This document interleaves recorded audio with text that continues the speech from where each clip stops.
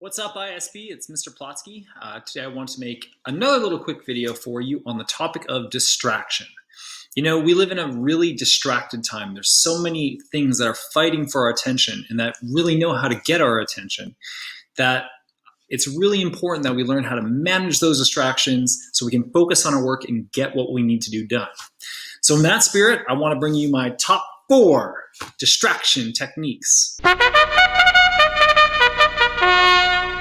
Tip number 1 is a very important one: mute Hangouts. So I'm sure everyone knows that inside of your school Gmail account, you have a Google Hangouts area right here where you can chat with other people at the school. And if you're finding Hangouts to be distracting, which many students say they are, I want to show you that there's a little tool inside of it. So if you come on down here beside your name, you can click on the little down arrow and you have a mute area in Google Hangouts, okay? So you can click mute on notifications for 12 hours, 1 week, 1 day, 1 hour, whatever you need. And if you choose this right like this, you're gonna see that you have a little box that comes up and your Hangouts are muted, okay? That means no pop-ups and no sound, so you can focus on your work. Mute Hangouts. All right, tip number 2, mute distracting tabs. So let's talk about this old girl right here, YouTube. So this is the quintessential distracting site because it's going to autoplay. It's going to notify you when there's a new video that you want to see. And it's generally going to try and get your attention. It might send you pop-ups. So if you come onto the tab bar and you right click on it, you have the option to mute site, just like that. Now what that does, it doesn't really show you too much of like an animation or anything like that, but that means that this particular site will no longer send you notifications. So no pop-ups, no sounds, no autoplay, no nothing when you mute. And then when you're, again, ready to turn it off, you would just right click and you can unmute. Mute those sites.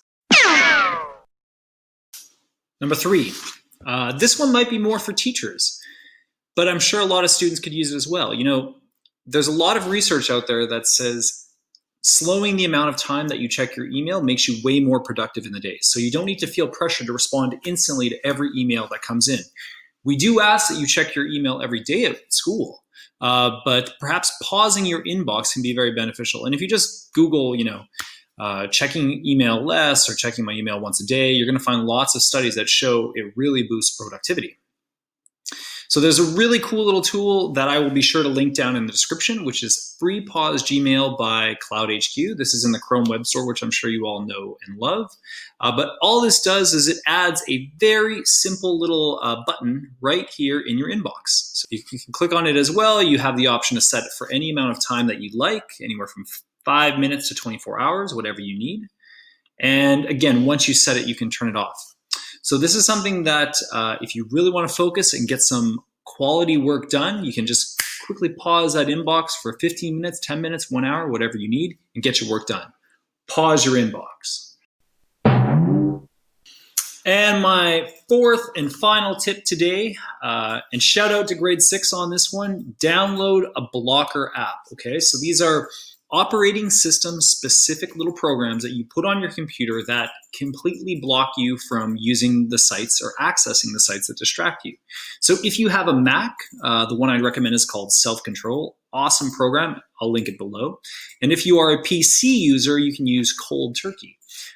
Same thing. I'll make sure I drop that below. And what these are is these are programs that you put on your device which fully block you from accessing those distracting sites. And it has a super simple little interface. So you click on Edit Block List. Here's all of the sites that I want to go ahead and block. Okay, so they're already in there. I just move my time slider up as long as I want, and I go ahead and click on Start.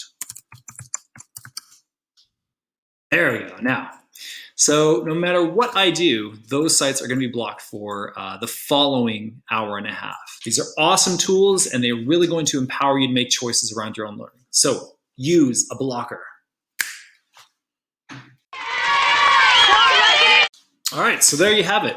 4 different ways that you can manage distractions while working with your device. And I want to know, what are the sites that you find distracting? Go ahead and drop those in the comments below. Are you going to try some of these tools? Do you think they're going to work? Do you think they're not going to work? Go ahead and let me know. And of course, if you have any questions about how can you use these, how can you install them, come see me in the tech office and I'll be happy to help get you set up with all these tools. Take care, ISB. We'll see you next time.